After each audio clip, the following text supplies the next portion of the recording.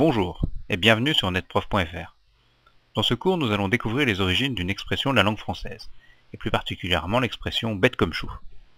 Alors commençons par une petite définition. On dit de quelque chose qu'il est bête comme chou lorsqu'il est d'une simplicité enfantine, qu'il est très facile à comprendre ou à réaliser.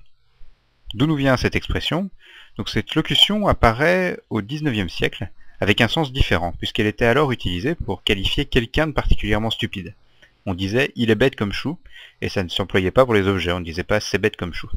Si dans l'expression, bête garde le sens commun d'idiot, de stupide, chou quant à lui ne désigne pas le végétal, même s'il est vrai que ce légume brille rarement par son intelligence. En fait, chou vient de l'argot du XIXe siècle. À cette époque, ce mot désignait soit la tête, ce que l'on retrouve par exemple dans l'expression se prendre le chou, mais chou pouvait également signifier les fesses de l'homme, et cette partie du corps n'était pas spécialement réputée pour sa grande intelligence. Le glissement du sens originel vers le sens actuel est assez simple à deviner.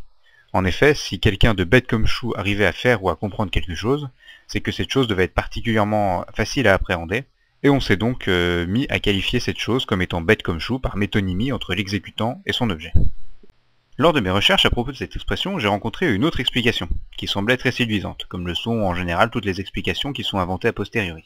Selon cette explication, l'expression viendrait du légume la blette, qu'on appelle aussi des côtes de bêtes, ou simplement, dans certaines régions, des bêtes.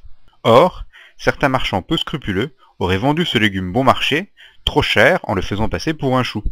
Et le sens de l'expression vendre des bêtes comme choux aurait dérivé vers le sens actuel, car il fallait être particulièrement stupide pour ne pas se rendre compte de la supercherie. Aussi séduisante soit-elle, cette explication est sans aucun doute ce qu'on appelle un canular étymologique. En effet, pour commencer, on peut douter que de telles pratiques aient pu exister à une époque où la population avait encore de forts liens avec la terre, et où tout le monde savait très bien à quoi ressemblait un chou ou une côte de bête. De plus, aucune source ne mentionne l'orthographe particulière de bête avec 2 T, ni la trace de cette expression au pluriel.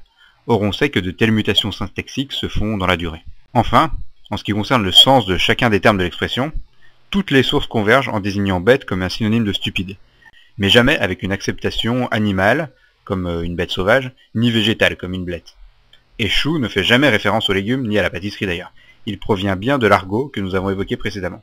Tous ces éléments nous poussent donc à rejeter cette autre explication. Merci d'avoir suivi ce cours. N'hésitez pas à partir à la découverte des origines de nombreuses autres expressions de la langue française sur netprof.fr. Il vous suffit pour cela de cliquer sur Reynald, mon prénom, qui est un lien qui va s'afficher sous la vidéo dès qu'elle sera terminée. Ainsi, vous retrouverez aisément toutes les autres vidéos que j'ai mises en ligne sur le site, et notamment celles qui vous permettront de découvrir les origines de nombreuses autres expressions de la langue française. Je vous dis donc à tout de suite sur netprof.fr.